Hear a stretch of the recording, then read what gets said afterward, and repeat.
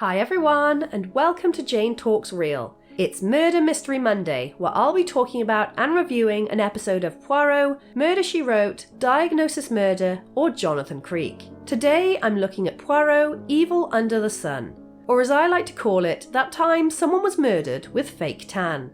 We start with an awesome theme tune, but I can't play any of it because YouTube is mad enough at me as it is. Sweaty Priest is trying to do his thing, but some screaming bike lady has found a body in the woods whose dress kinda blends in with the ground. The coroner concludes that it was murder, but the victim's fiancé has an alibi. Sweaty Priest will remember that. Miss Lemon tells Poirot he looks smart, and Poirot is like, I know. Before he goes off to dinner with Jap at a restaurant that Hastings is invested in. The three of them talk about how hot this actress Arlena is when she's only 3 feet away. Then after a small domestic, she starts having a questionable conversation with this dude Nathan in earshot of everyone. Despite loving the food, Poirot doesn't feel well and collapses, where the doctor says he's put on too much weight and is shipped off for a healthy stay at the Sandy Cove Hotel with Hastings in tow. They rock up to the beach, and this shot here is exactly why I wanted to cover this episode. This is Berg Island, a place off the coast of South Devon where Agatha Christie often stayed and wrote the book Evil Under the Sun. But it's also a place that I have visited. The hotel is massively expensive to stay at, so I've just walked the island and been on the beach, but it's still pretty damn awesome. Poirot, to his disgust, has to ride this contraption to the island, which is still there to this day, and the pair meet Patrick and Christine, who have heard of Poirot because duh, everyone's heard of Poirot.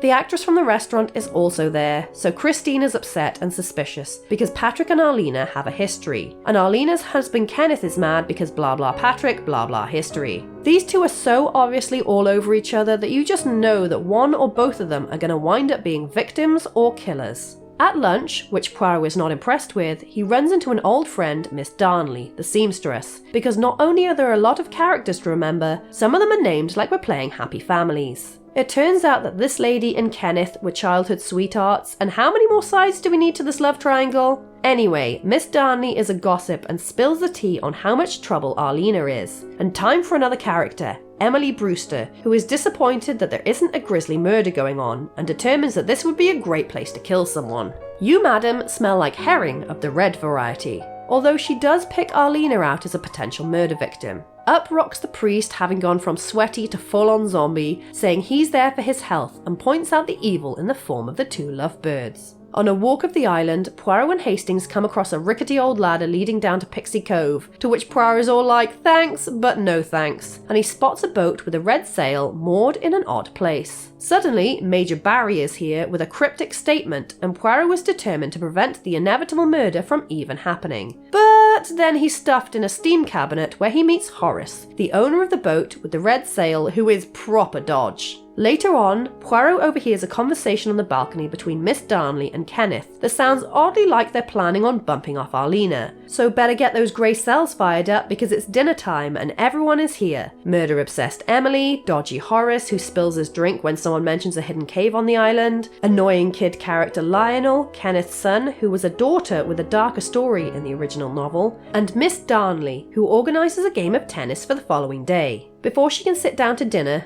Arlena gets a telephone call which Christine overhears, while Poirot tells Patrick that his wife is charming, so could he possibly please stop having an affair and not kill her off? Patrick tells him to mind his own business. How dare you, I'll kill whoever I want. The following day, we have a shuffle of characters getting on and off the island. Lionel comes back from the library and Emily returns from a bike ride, while the sweaty zombie priest leaves for the day. But on her way up the steps, Emily is nearly twatted with a glass that came from nowhere. Poirot is still sure that someone's going to die and notes that dodgy Horace is sailing with a white sail today instead of his usual red one. Arlena is off on a boat trip alone with a ridiculous hat. Kenneth, meanwhile, is typing in his room. Christine and Lionel head to the beach together. Miss Darnley spies on Arlena, and Emily tells Poirot about the glass incident. Patrick offers to take her for a row, which he finds delightful.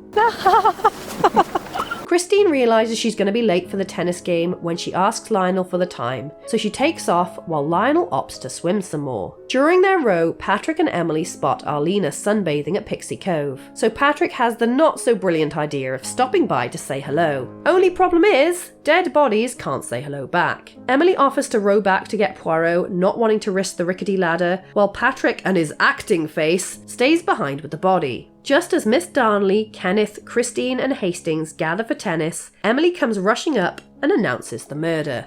Jap arrives and establishes that Arlena was strangled by a man, and they also find Lionel's glasses at the scene. Speaking of glasses, Poirot finally gets around to looking into that glass that nearly hit Emily, and whatever it was, it contained a brown liquid. They interrogate Kenneth, who is pretty calm, until Poirot mentions Patrick, and in Arlena's room they find a semi-threatening telegram from Nathan demanding money. The next stop is Lionel, who brings up an interesting quirk in the timeline when he says he got back to the hotel earlier than he thought, and points out Christine as a possible suspect. Time to call on housekeeping, who tells Poirot that Kenneth was typing in his room the whole time, both Arlena and the priest kept weird bottles in their room, and someone was running a bath just before midday, which everyone finds strange. But hold up, on my days off I have baths at random times, does that mean I'm a suspect? Poirot asks actual suspect Christine to recount her every movement. Well, first I got up and had a piece of toast. Then I brushed my teeth. And she says that Arlena was caught up in a blackmail scheme and isn't surprised she got herself murdered. Poirot gets Miss Lemon on the case, and she sweet talks the bank manager into telling her that Arlena withdrew her entire fortune and had it sent somewhere. Patrick is up for interrogation next, and he assures Jap that Christine had nothing to do with the murder because the killer had to be a man. Emily is next on the chopping block, and a motive comes to light because Arlena caused her to lose a lot of money, but Patrick is her alibi, so let's ask Dodgy Horace, who seems to be in a hell of a rush to get off the island. He blusters that he knows nothing and buggers off, so our tour of the characters stops by Miss Darnley, who is super cooperative and has even written down her movements to make things easier, before she takes them to the hidden cave where they find footprints, the smell of perfume and a stash of heroin. Poirot does the usual gathering together of everyone, but Dodgy Horace doesn't want to stick around. Poirot tells the group that the most obvious suspect is indeed the killer, but they couldn't have committed the crime. Then he pieces out, leaving us all hanging. Jap and Hastings go back to the cave to bust some drug smugglers who pull a gun on them. Then Major Barry just saunters up and shoots one of them, revealing that he's an undercover operative, hence why he tried to warn Poirot away when they first met. Dodgy Horace is found to be caught up in all of this, no surprise, and he's promptly arrested. Miss Lemon arrives on the island in time for everyone to be gathered together again, and Poirot interprets the telegram as a business deal, not blackmail. Something that Kenneth backs up, saying that Nathan is a stockbroker. As is standard in these episodes, Poirot goes around telling everyone how they could have committed the crime. Lionel was alone at the time of the crime and had a book on poisons, as well as his glasses being found at the scene. Kenneth was heard to be typing, but not seen after 10:30. Miss Darnley wanted to be with Kenneth. Emily lost a lot of money because of Arlena, and Christine saw her as a love rival. Basically, anyone who wasn't part of the smuggling subplot had a reason to want Arlena dead. Jap gets bored of the shit and tells Poirot to just come out with it, so Poirot does a dramatic turn and accuses Patrick, but he discovered the body with a witness, so it couldn't have been. Could it? It could, if he had help from his wife. Poirot lays things out. Christine arranged to go to the beach with Lionel, but first went to her room to apply fake tan. She disposed of the bottle by throwing it out of the window, nearly hitting Emily, and then covered herself up with beach clothes before heading out with Lionel. While he was swimming, she yoinked his glasses and put the time forward on his watch so it would appear later than it actually was. Then she ran across to Pixie Cove and climbed down the ladder, shouting for Patrick so Arlena would hear and hide in the cave. Christine then put on a wig and a duplicate hat,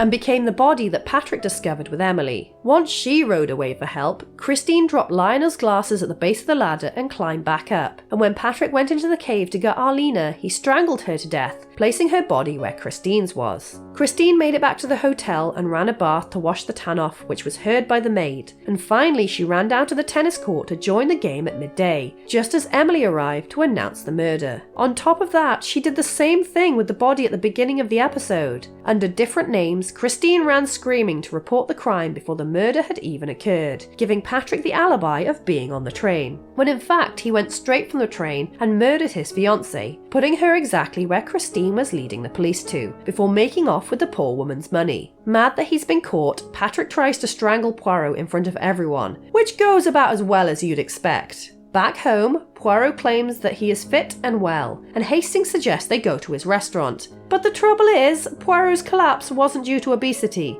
It was food poisoning, one of many cases, and the restaurant is shut down. Okay, so thoughts on this one. This episode is too long and there are too many characters. They could have cut out the priest, Miss Darnley, and the whole smuggling subplot and still had enough viable suspects for a compelling mystery. I get that Lionel was Christine's alibi, but the whole poison book thing seemed a bit weird. Was this 17-year-old kid really planning on killing his stepmother? Also, it's a shame that they showed Patrick's face, albeit briefly, at the coroner's inquest at the beginning, so that when you see him again under a different name, you know he's going to be the killer. That being said, I do like how they committed the crime, thinking of every detail and how everyone seemed to not be able to have killed Arlena alone. But if you combine two people, they could pull it off. I do have some questions about the plan. I know they said that Arlena couldn't see out of the cave where she was hidden, but surely she would have heard all the fuss. And also there would have been footprints where Patrick strangled her and carried her into position.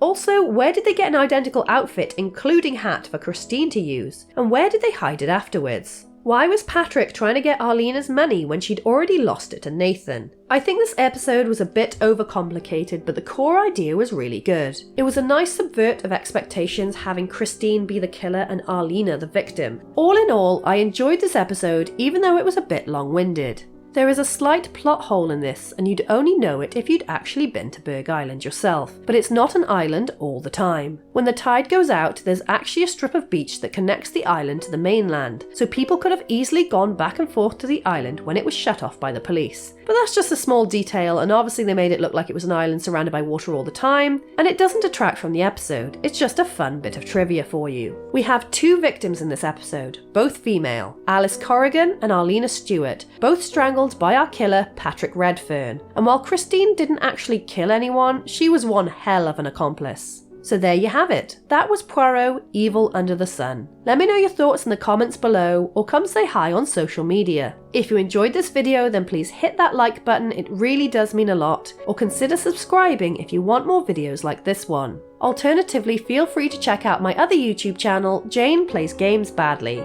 Thank you so much for watching, I'll speak to you soon, and keep an eye out for clues!